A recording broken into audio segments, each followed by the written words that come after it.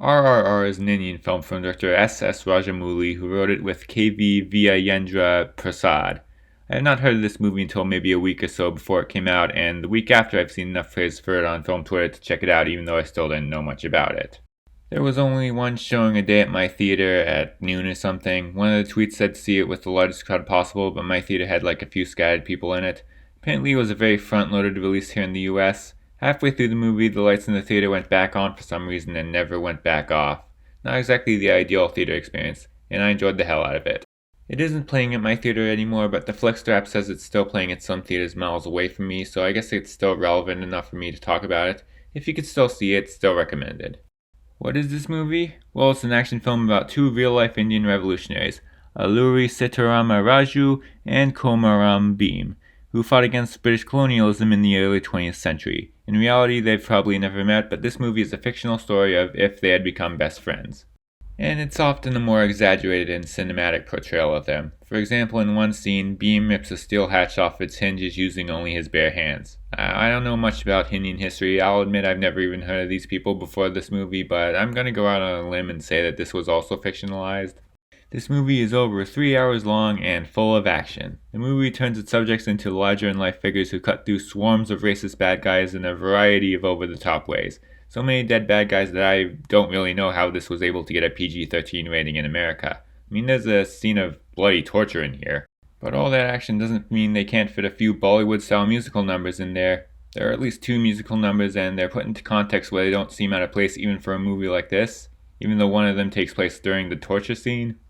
I guess a few minor complaints, very minor, so minor that they won't even be factored into the overall rating because they barely have anything to do with the actual movie. They could possibly just be considered anecdotes. First, I'm not sure how well the distributors handled the subtitles. They are completely readable, it's just that they keep playing even for the English portions, which there are surprisingly a lot of. And sometimes those subtitles differ slightly from what's actually being said in the English parts. And there's one part where the subtitles were delayed. This didn't bother me, but I can see this bothering other people. I didn't notice any of that during the parts that weren't in English, but I just might not have noticed because I don't speak Telugu, which is what the rest of this movie is in. Or maybe this was just some sort of closed caption screening and I didn't know. In that case, well, I feel stupid now. Also, the opening credits are really freaking long. After the feature presentation screen, I got that annoying AMC ad with Nicole Kidman that always plays just when they say the movie will start. Then it seems like the movie is starting, but then they just added another trailer for another Indian movie before.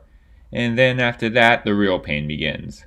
You get like a really long opening of logos in front of a black screen in complete silence. Not the actual logos, more like some companies the distributors want to thank. Then there's the actual production logo. And then it looks like the actual credits are starting in front of some animated graphic, but then the graphic zooms out and it's just another logo. They put the beginning of the opening credits in one of the logos. And then the rest of the credits play over another black screen. They play some music over it this time, but they're still really long and I was just impatient for the movie to actually start. What's weird is that after all that, we got a lot of movie between that and the actual title. Like possibly Drive My Car levels of long prologue, including at least 2 full action sequences. But whatever, like I said, I'm just rambling about stupid shit. This is a great hidden gem action movie. An epic 3-hour bromance between 2 people who are like Rambo on steroids but with better dance moves. It's clear that whatever movie I see the weekend after would never match up to this, right?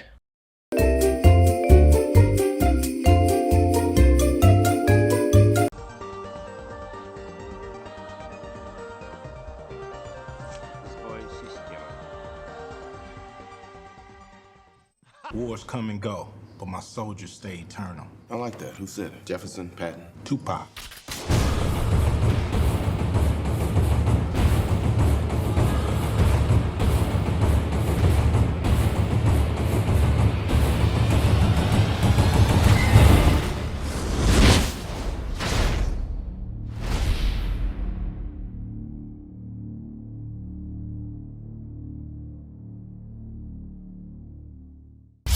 What if there was a killer traveling through parallel universes and he looked just like you?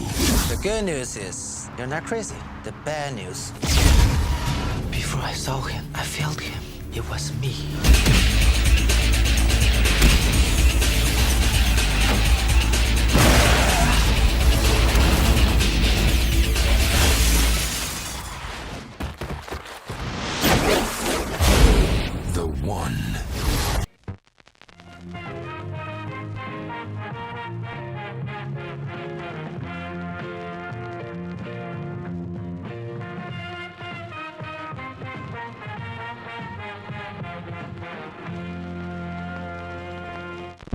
Everything Everywhere All at Once is written and directed by Daniels, the minds behind Swiss Army Man. For those of you who aren't familiar with that one, it's the heartwarming movie where Daniel Radcliffe plays a farting corpse. And before that, they made the popular music video for Turn Down for What, which is... yeah. Now they've made this, an equally crazy movie about a multiverse with kung fu fights and girls with hot dogs for fingers. This is the real multiverse of madness. So anyway, a Chinese-American immigrant is visited by her husband from another dimension who informs her that she is the key to saving the multiverse, and gives her the power to channel more skilled versions of herself from different universes. It's easy to have ridiculously high expectations for this since all I've been seeing of it is high praise. At the time of me recording this, it is the highest rated movie of all time on Letterboxd.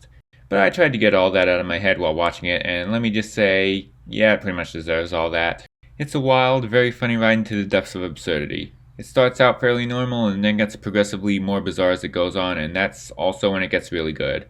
Once this show gets going, which happens early on, there's never a dull moment. But beneath all that weirdness, there's some thoughtful and actually moving messages about existentialism and family.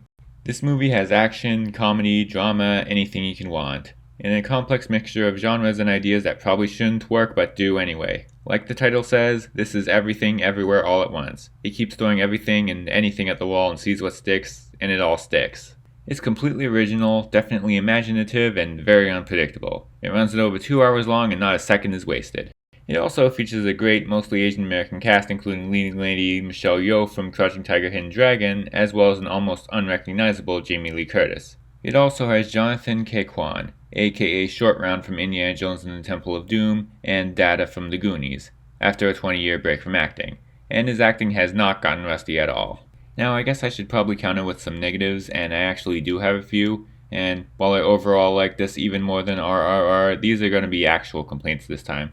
I guess sometimes the rules of the sci-fi elements could be unclear, not often but sometimes. Also, I personally found a scene involving people fighting over a trophy to put where the sun don't shine to be a little juvenile. The people in the theater laughed, I might have chuckled, but you probably won't feel great about it. But whatever, this is a strong contender for my favorite movie of the year, possibly my favorite movie in a few years. I gave Summer of Soul, my favorite movie of last year, a higher rating than this, but I still prefer the experience of watching this.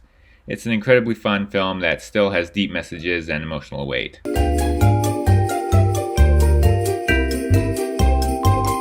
Every decision makes another universe. The universe where you decide to give to my Patreon is much happier. Which one do you choose?